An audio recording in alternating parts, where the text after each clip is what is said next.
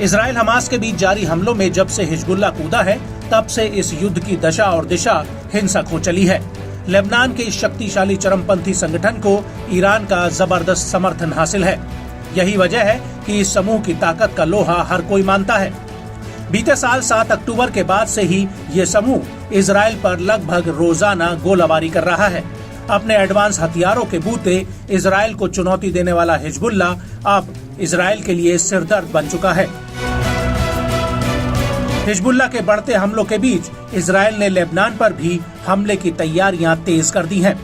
PM Netanyahu के बाद सैन्य अधिकारियों की ओर से आ रहे बयानों से ऐसा संकेत मिलने लगा है कि इजराइल हमास के साथ साथ हिजबुल्लाह से भी सीधा भिड़ने वाला है। वहीं हिजबुल्लाह ने भी करारा पलटवार करने और इजराइल को सबक सिखाने की धमकी दे डाली है। इन सब के चलते अमेरिका और पश्चिमी देशों समेत अरब देशों ने भी हिजबुल्लाह की उग्र कार्रवाई के चलते आतंकवादी संगठन घोषित किया हुआ था।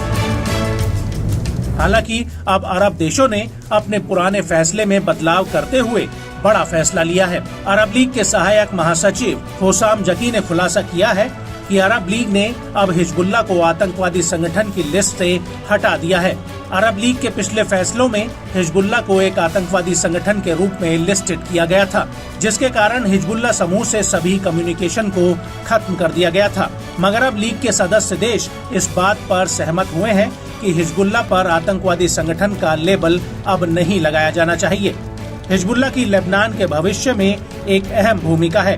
अरब लीग आतंकवादी सूची नहीं रखता है, सक्रिय रूप से इस तरह की संस्थाओं को नामित करने की कोशिश नहीं करता है।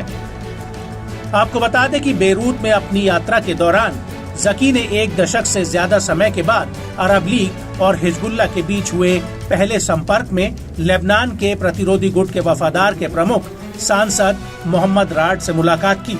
आपको यहाँ ये भी बता दें कि अरब लीग का गठन 22 मार्च 1945 को काहिरा में हुआ था। शुरुआत में 7 सदस्यों के साथ मिस्र, इराक, ट्रांसजॉर्डन, लेबनान, सऊदी अरब, सीरिया और उत्तरी यमन के साथ इसकी स्थापना हुई थी।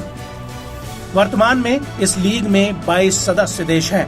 आपको बता दें कि अरब लीग ने मार्च 2016 में हिजबुल्लाह को आतंकवादी संगठन के रूप में लिस्टेड किया था। उस दौरान अरब लीग के इस फैसले पर लेबनान और इराक ने कड़ी आपत्ति जताई थी। ये फैसला 2 मार्च 2016 को खाड़ी सहयोग परिषद की ओर से लेबनानी समूह को नामित करने के तुरंत बाद आया था। और अब अरब लीग का ये फैसला ऐसे वक्त पर आया है जब ऐसी आशंका जताई जा रही है कि हिजबुल्लाह का इजराइल के साथ तनाव अपने चरम पर है। किसी भी वक्त दोनों में हिंसक युद्ध छिड़ सकता है। इजरायली नेताओं की ओर से आ रही लगातार धमकियों से इलाके का माहौल गर्मा गया है। दोनों पक्षों ने ही सीधे युद्ध की धमकियां दे डाली हैं। इजरायली रक्षा मंत्री योव गैलेंट ने कहा कि वो हिजबुल्लाह के साथ एक राजनयिक समझौते पर पहुंचना पसंद करते हैं। इजराइल का रक्षा प्रतिष्ठान लेबनान में संभावित हमले की तैयारी कर रहा है। हम हर चीज के लिए तैयार हैं। हम अपनी डिफेंसिव और एग्रेसिव दोनों ताकत के लिए तैयारी कर रहे हैं। ऐसे नाजुक मोड़ पर लीग का ये फैसला काफी हद तक हिजबुल्लाह को अप्रत्यक्ष रूप से समर्थन करने वाला माना जा रहा है। हिजबुल्लाह की बढ़ती सैन्य ताकत भी इसकी एक वजह मानी जा रही है। लेबनान पर जिस तरह से हिजबुल्लाह समूह का कब्जा बरकरार है, जिसका असर भी अरब देशों के इस फैसले पर साफ तौर से देखा जा सकता है। अरब लीग के सहायक महासचिव ने बताया कि इजराइल की ओर से आ रहे हमलों के संकेत चिंताजनक है, लेबनान पर युद्ध थोपने की ओर इशारा करते हैं। अरब लीग इसके खिलाफ है।